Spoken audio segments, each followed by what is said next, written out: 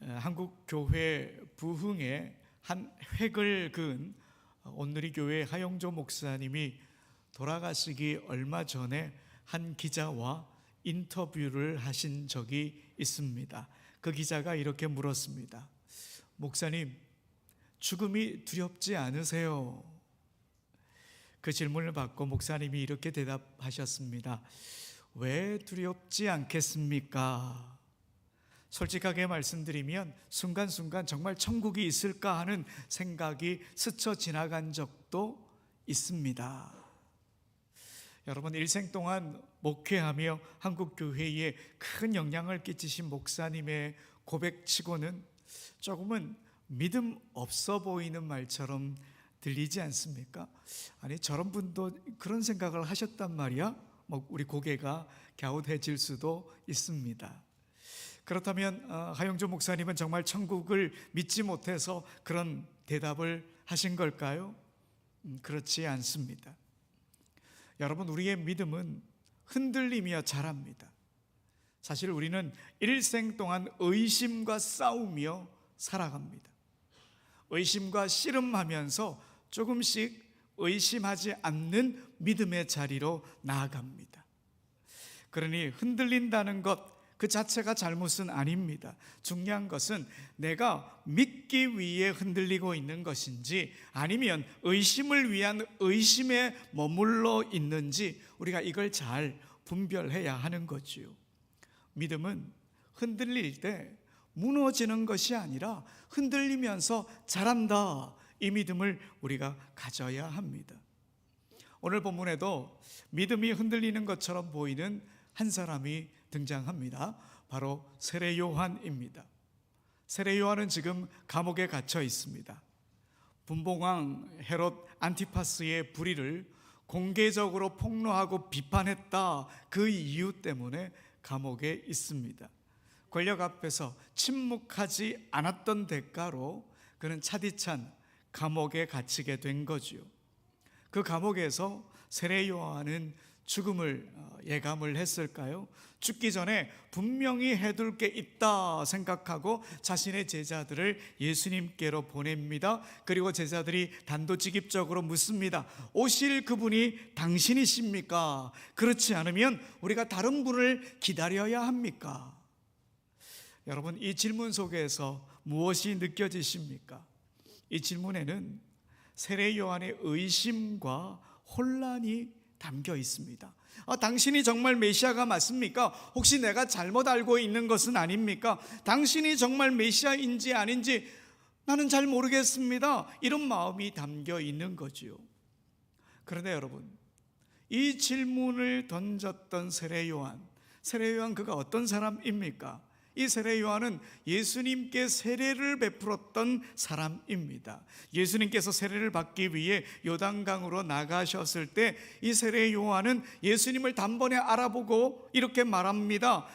내가 당신에게 세례를 받아야 할 터인데 어찌하여 당신이 내게로 나옵니까? 이렇게 말할 정도로 예수님을 금방 알아본 사람입니다. 그리고 예수님께 세례를 베풀던 그 순간에 하늘로부터 음성이 들렸지요. 이는 내 사랑하는 아들이요 내가 기뻐하는 자다. 그 음성을 함께 들었던 사람이 누굽니까? 바로 세례 요한입니다. 누구보다 분명하게 예수님을 알아차렸고 누구보다 가까이에서 메시아를 증언했던 그 사람입니다. 그런데 왜 그는 이제 와서 예수님께 이런 질문을 던졌을까요? 왜 아직도 예수님의 메시아 되심에 대해 확신을 갖지 못했을까요? 여러분, 세례 요한이 이렇게 질문한다는 이유가 있습니다. 세례 요한에게는 오래도록 마음에 품고 있던 메시아에 대한 그림이 있었습니다. 그런데 자신이 기대하던 모습과 지금 예수님이 보이고 있는 그 모습이 너무도 달랐던 겁니다. 그래서 의문이 생겨서 질문한 것이요. 오실 그분이 당신입니까? 라고 말이죠. 마태복음 3장에 보면 세례 요한이 백성들을 향해 설교합니다. 그때 세례 요한이 메시아에 대해서 이렇게 선포합니다. 마태복음 3장 11절에서 12절입니다. 나는 너희로 회개하게 하기 위하여 물로 세례를 베풀거니와 내 뒤에 오시는 이는 나보다 능력이 많으시니 나는 그의 신을 들기도 감당하지 못하겠노라. 그는 성령과 불로 너희에게 세례를 베푸실 것이요 손에 키를 들고 자기의 타작마당을 정하게 하사 알곡은 모아 곡간에 들이고 쭉정이는 꺼지지 않는 불에 태우시리라. 여러분, 이 구절을 보게 되면 세례 요한이 메시아를 어떤 분으로 이해하고 있는지를 잘 알 수 있습니다. 그가 생각한 메시아는 이런 분이에요. 메시아는 하나님의 위엄과 능력을 소유하신 분이시다. 그 능력으로 세상을 심판하시는 분이시다. 알곡과 쭉정이를 가르시고 의인은 구원하시지만 악인은 불로 심판하시는 엄중한 심판의 주인이시다. 이런 생각을 갖고 있었던 겁니다. 그러니 세례 요한에게 메시아는 이 땅을 뒤흔들며 정의를 세우시는 분이었고, 그래서 그는 메시아가 오시기 전에 회개하라, 회개에 합당한 삶을 살아라, 그렇게 광야에서 거침없이 선포했던 거죠. 그런데 갈릴리를 중심으로 활동하고 계신 예수님에 대한 소식을 들어보니까 이게 아닌 거예요. 그래서 세례 요한은 혼란에 빠져버린 것이죠. 자신이 기대했던 그 메시아의 모습과 예수님의 모습이 너무도 달랐기 때문입니다. 그렇다면 여러분, 세례 요한이 들었던 예수님의 소식은 어떤 소식이었을까? 아마도 오늘 예수님께서 세례 요한의 제자들에게 전하라 했던 바로 그 내용이 아닐까 하는 생각이 듭니다. 여러분, 오늘 본문 5절입니다. 마태복음 11장 5절 함께 읽어봅시다. 맹인이 보며 못 걷는 사람이 걸으며 나병 환자가 깨끗함을 받으며 못 듣는 자가 들으며 죽은 자가 살아나며 가난한 자에게 복음이 전파된다 하라. 아멘. 여러분, 세례 요한이 들었던 예수님의 모습은 이렇습니다. 맹인과 함께 계시고 나병 환자 곁에 머무시고 듣지 못하는 자, 걷지 못하는 자, 심지어 죽은 자와 가난한 자, 그들의 삶 속에 들어가시는 모습이었습니다. 이런 세례 요한이 그려왔던 심판의 메시아, 이 메시아의 모습과는 너무도 달랐다 하는 것이죠. 그래서 그는 제자들을 예수님께 보내서 묻습니다. 정말 오실 그분이 당신이 맞습니까? 아니면 우리가 다른 일을 더 기다려야 합니까? 이렇게 물었던 거지요. 그런데 여러분, 예수님께서 5절에서 이렇게 말씀하신 것, 그건 즉흥적으로 설명해 주신 게 아닙니다. 맹인이 보며 못 걷는 사람이 걸으며, 이런 표현들은 이사야 선지자가 오래전부터 예언했던 메시아의 표징이었습니다. 예수님은 내가 메시아다, 아직까지 직접 선언하지는 않으셨지만 성경이 말하고 있는 메시아의 일을 실제로 행하신 자신의 모습을 드러내면서 메시아인 것을 보여주신 거지요. 사실 구약 성경을 살펴보면 메시아의 모습은 한 가지로만 그려지지 않습니다. 성경은 메시아를 매우 풍성하고 입체적으로 증언하고 있습니다. 그 가운데 이사야 선지자는 메시아의 모습을 이렇게 노래합니다. 우리 이사야 9장 6절의 말씀을 함께 읽어봅시다. 이는 한 아기가 우리에게 낳고 한 아들을 우리에게 주신 바 되었는데 그의 어깨에는 정사를 메었고 그의 이름은 기묘자라 모사라 전능하신 하나님이라 영존하시는 아버지라 평강의 왕이라 할 것임이라. 아멘. 여러분, 이 말씀에 등장하고 있는 메시아의 이름 하나하나를 가만히 들여다보면 우리가 쉽게 한 가지 모습으로만 메시아를 규정할 수가 없구나라고 하는 이 사실을 알게 되지요. 여러분, 먼저 기묘자라고 하는 말, 이 이름은 놀라우신 분이라고 하는 뜻입니다. 겉모습이 화려해서 놀라는 게 아니라 그 성품이 놀랍도록 사랑과 긍휼로 가득한 분이다, 이런 의미이지요. 그리고 모사라고 하는 이름은 좋은 자, 상담자, 이런 의미입니다. 길을 잃은 백성에게 방향을 제시하고 삶의 갈림길에서 함께 고민해 주시는 분이다, 이런 의미이죠. 그런데 이 두 이름, 놀라운 분 모사라고 하는 이름을 함께 묶어보면 메시아는 어떤 분이냐? 놀라운 일을 계획하시고 그 계획을 끝내 이루시는 분이다 라고 하는 그런 의미이기도 합니다. 자기 백성을 향한 하나님의 구원이 우연이 아니라 깊은 뜻과 계획 속에 있음을 보여주는 이름인 것이죠. 이어지는 이사야의 우리 메시아의 이름은 전능하신 하나님이다, 그렇게 선언을 합니다. 이 표현은 분명 능력과 권세를 떠올리게 합니다. 우리의 상상을 뛰어넘는 힘, 예측할 수 없는 하나님의 능력을 지니신 메시아의 이름입니다. 그래서 전능하신 하나님이라고 하는 말은 하나님이 모든 능력을 갖고 이 세상을 심판하시기도 하신다라고 하는 그런 의미까지 들어있는 것이지요. 또 영존하시는 아버지라고 하는 이름은 메시아가 단지 강한 왕이 아니라 영원히 백성을 품으시는 아버지 같은 분이다, 이걸 말해줍니다. 존재 자체로 보호와 신뢰의 근원이 되시는 분이다, 이런 뜻이지요.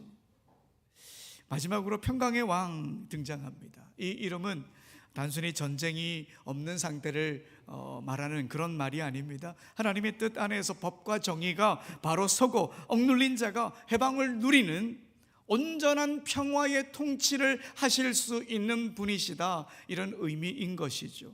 이렇게 이사야는 메시아를 능력과 사랑, 심판과 긍휼, 권세와 돌봄, 이 모든 것이 함께 어우러진 분이다, 이렇게 증언하고 있습니다. 그런데 아마도 세례 요한은 메시아의 이런 여러 모습 가운데서 전능하신 하나님, 여기에만 꽂힌 게 아닐까. 그러니까 심판하시는 메시아의 모습에만 자꾸 마음이 쏠려서 이런 질문을 예수님께 한 게 아닐까, 그런 생각이 들지요. 그 당시 불의가 만연한 세상을 바라보며 악을 끊어내고 정의와 공의를 바로 세우시는 분, 세상을 단호하게 정리하시는 메시아, 그 메시아를 세례 요한이 기다렸던 겁니다. 하지만 우리 예수님은 그것이 메시아의 전부가 아님을 깨우쳐 주셨습니다. 메시아는 심판만 하시는 분이 아니라 사랑과 긍휼로 하나님 나라를 여시는 분이다, 이 사실을 몸소 보여주신 거지요. 인류의 메시아로 오신 예수님은 자신을 이렇게 드러내셨습니다. 가난한 자, 병든 자, 소외된 자와 함께 하시는 분, 이 땅의 작은 자들을 외면하지 않으시는 분, 이렇게 자신을 드러내신 것이죠. 예수님은 부드러운 옷을 입은 사람들이 모여있는 화려한 왕궁에서 활동하지 않으셨고요, 광야 한복판에 서서 다시 심판만을 외치지도 않으셨습니다. 메시아이신 우리 예수님은 사람들이 실제로 살아가고 있는 삶의 한 곳으로, 그 삶의 자리 한 중간으로 들어가셨습니다. 그래서 지극히 작은 자들, 하나님의 구원의 손길을 가장 절실히 필요로 하는 그 사람들 곁에 서 계셨습니다. 그 모습을 통해 예수님은 세례 요한에게, 그리고 오늘 우리에게 이것이 바로 메시아의 길이다 라고 말씀하고 계신 겁니다. 오늘 본문에는 세례 요한이 예수님의 이 대답을 듣고 어떤 반응을 보였는지 기록되어 있지 않습니다. 여러분, 어떤 상상을 해볼까요? 그가 실망했을 것 같았습니까? 저는 그러지 않았을 것 같다라는 생각이 듭니다. 고수는 고수를 알아본다고 하지 않던가요? 세례 요한 분명히 이렇게 고백했을 겁니다. 아, 예수님이 그리스도였구나. 내가 알고 있던 메시아의 모습은 그분의 한 면에 불과했구나. 지금 그분이 메시아의 길을 가고 계시는구나. 그리고 내가 메시아의 길을 미리 준비한 것이 결코 헛되지 않았구나, 이런 생각을 했을 것 같습니다. 여러분, 세례 요한은 예수님을 떠난 사람이 아닙니다. 실망해서 등을 돌린 사람이 아닙니다. 그는 예수님께 질문을 던졌습니다. 믿음을 저버린 사람이 아니라 믿음을 붙들기 위해 질문한 사람이었던 거죠. 그리고 그는 예수님의 대답을 통해 유다 땅에, 아니 온 세상에 새로운 새벽이 밝아오고 있음을 분명히 느꼈을 것입니다. 그러니 여러분, 우리 신앙 여정에서도 우리는 주님 앞에 솔직히 질문하는 태도가 필요합니다. 주님, 저는 아직 잘 모르겠습니다. 주님이 어떤 분이신지 잘 모르겠습니다. 이런 질문하는 태도가 우리에게 필요합니다. 라브리 공동체를 설립했던 프란시스 셰퍼 목사님이 신앙이 형성하는 데는 꼭 필요한 두 가지 요소가 있다 이렇게 말했습니다. 첫 번째는 뭐냐? 정직한 질문. 두 번째는 정직한 대답. 정직한 질문과 정직한 대답이 신앙을 형성하는데 많은 도움을 준다 이 말이죠. 그러니까 질문이야말로 신앙을 흔드는 요소가 아니라 신앙을 자라게 하는 요소다 이런 뜻이지요. 오늘 본문에 나오는 세례 요한의 질문이 바로 그렇습니다. 그의 질문은 모름에서 나온 질문이었고 의심에서 비롯된 질문이었습니다. 그러나 동시에 아주 정직한 질문이었습니다. 오실 그분이 당신이십니까? 여러분, 나는 예수님에 대해 다 알고 있다, 이런 분 계십니까? 우리가 이런 확신 너무 쉽게 가지지는 말아야 합니다. 우리가 알고 있는 주님의 모습이 과연 전부일까요?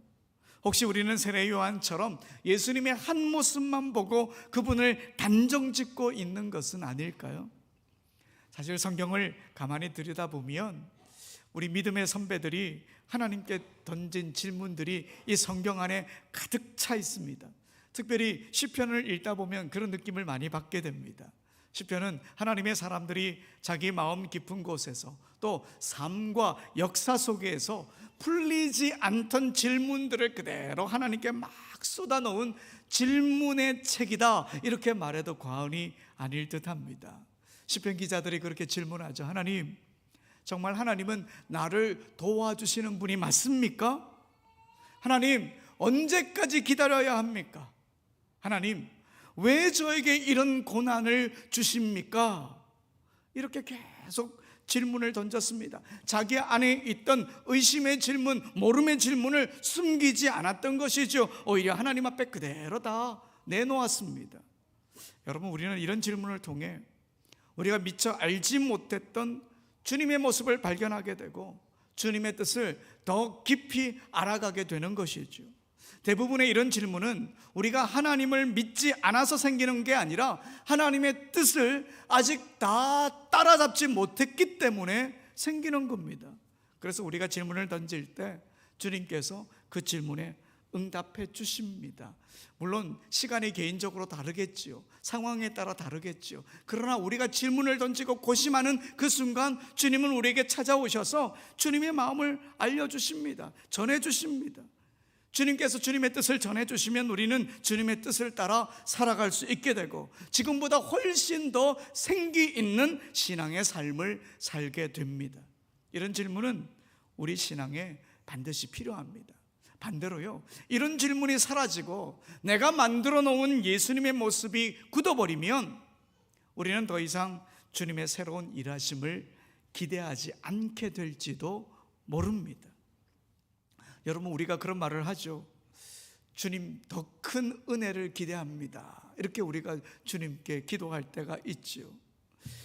여러분, 이 말은 무슨 말이냐면 우리가 알지 못했던 주님의 모습을 기대합니다, 이 말과 같은 의미인 거예요. 우리는 은혜는 더 주십시오 이렇게 이야기하면서 예수님을 알아가는 일에는 덩하니 하는 거예요.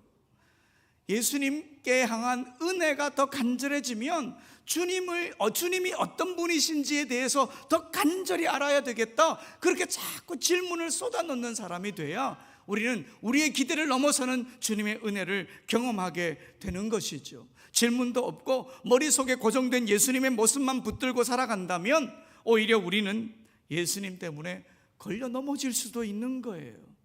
그래서 예수님은 오늘 본문에 이렇게 말씀하십니다. 여러분, 오늘 본문 마태복음 11장 6절의 말씀을 함께 읽어봅시다.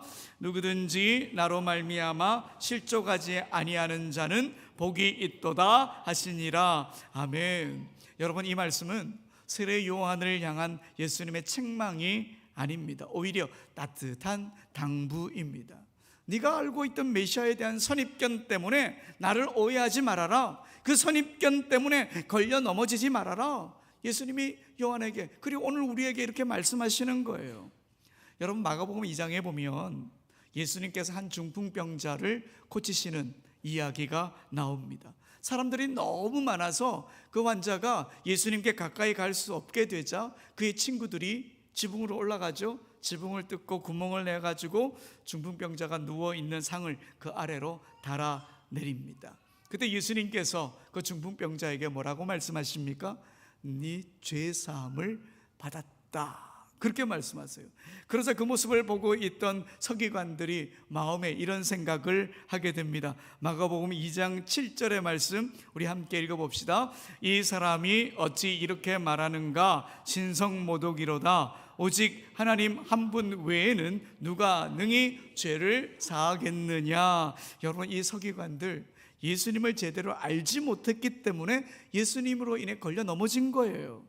눈앞에 지금 중풍병자가 세임을 받아서 걷게 되는 놀라운 일이 일어났지만 그 사실에는 주목하지도 않았어요. 예수님께서 죄를 사는 권세가 있는지 없는지에 대해서 알아볼 생각도 하지 않았습니다. 자기가 알고 있던 하나님의 이해와 너무 달랐기 때문에 예수님을 통해 지금 놀라운 일이 벌어지고 있는데도 불구하고 은혜를 보지 못하고 있어요. 오히려 예수님 때문에 걸려 넘어지고 말았던 거지요. 그런데 여러분, 이 일 성경에만 기록된 일이 아닙니다. 오늘 우리에게도 일어날 수 있는 일입니다. 오늘 우리도 예수님 때문에 걸려 넘어질 수 있는 거예요. 우리 마음속에 예수님 이런 분이셔야 한다 미리 정해져 놓았다면,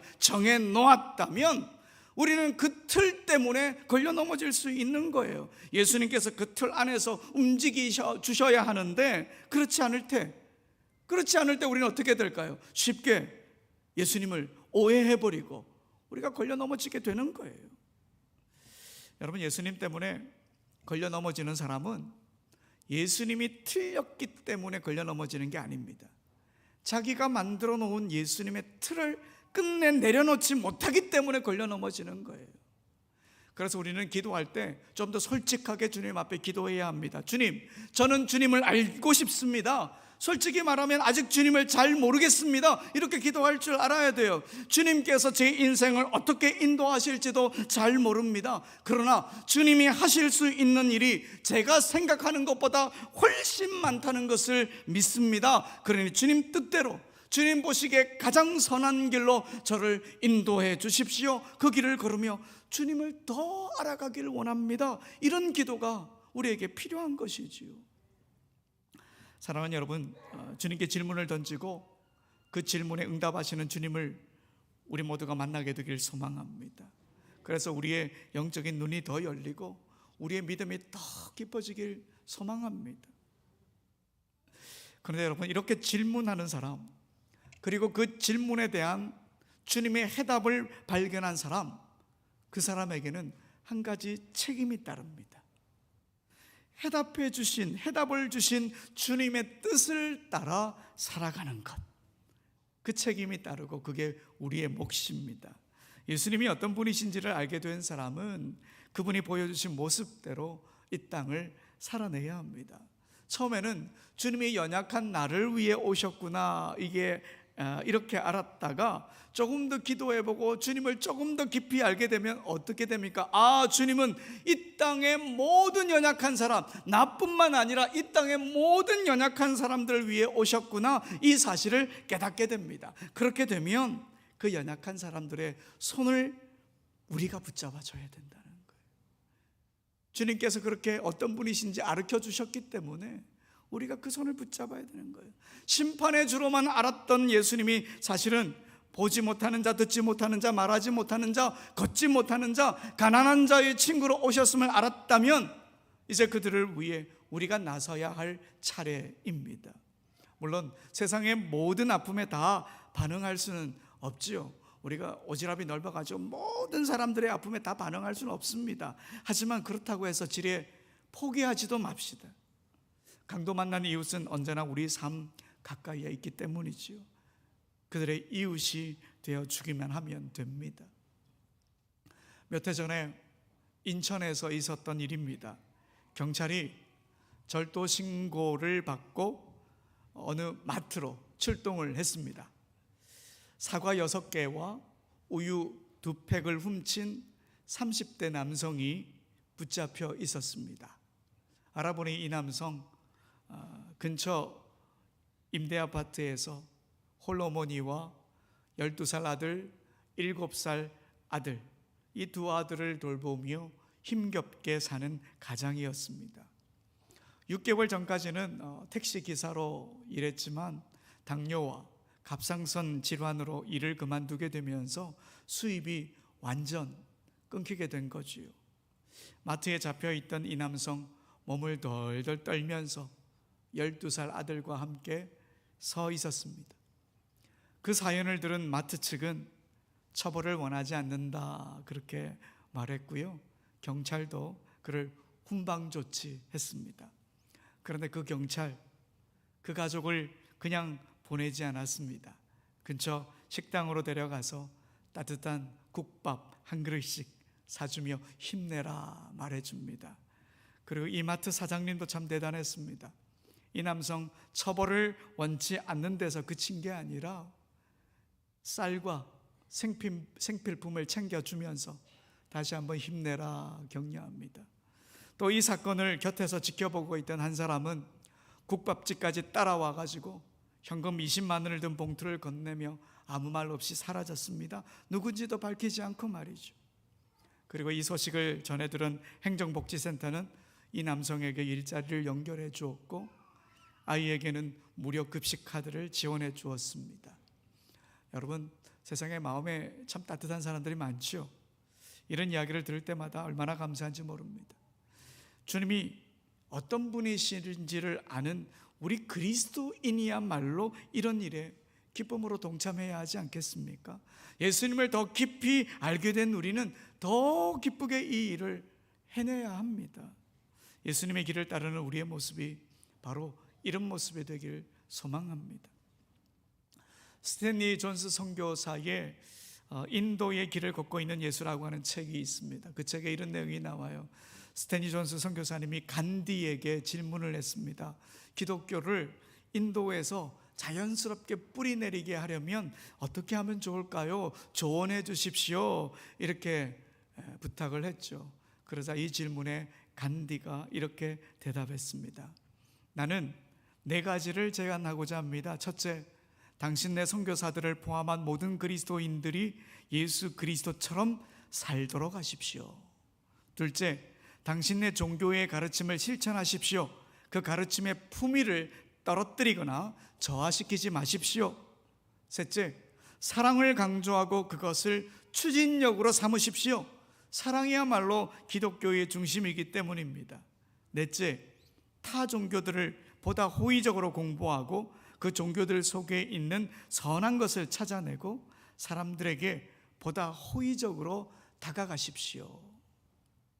여러분, 세상은 지금 우리 그리스도인들에게 이런 삶을 기대하고 있습니다.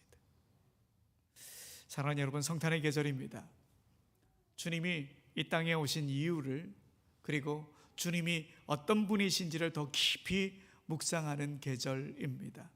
이 계절에 주님께 질문합시다. 주님은 어떤 분이십니까? 주님, 저는 주님을 더 알고 싶습니다. 이렇게 주님께 기도하며 나아갑시다. 그러면 주님께서 우리 각자의 삶의 자리에 찾아오셔서 당신을 보여주실 것입니다. 그리고 주님께서 알려주신 그 주님의 모습대로 이 땅을 살아갑시다.